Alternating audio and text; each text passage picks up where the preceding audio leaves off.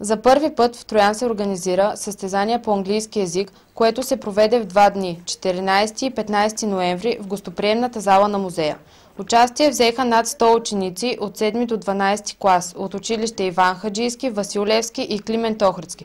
Състезанието е индивидуално, а класирането по брой точки с награди за първо, второ и трето място.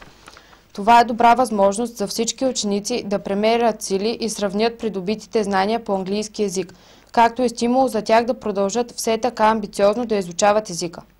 Идеята за провеждане на състезание по английски език с участието на ученици от всички училища от град Троян се роди още в края на месец август, когато екип от учители от СОУ Свети Климент Охридски решихме да разработим проект, който се финансира от Министерство на образованието и е по програма Училището територия на учениците.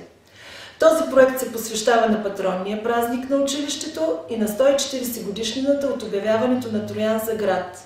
Наши партньори са Община Троян, Музея на художествените занаяти и приложни изкуства, Ротари клуб Троян, кабелна телевизия Оптиспринт и с любезното съдействие на Microsoft България. Празничните дни ще продължат със състезания по математика, информационни технологии, което тази година е областно. Състезание по общуване на роден език, демонстративен баскетболен матч. От всички състезания отличните участници ще бъдат наградени на училищното тържество на 25 ноември.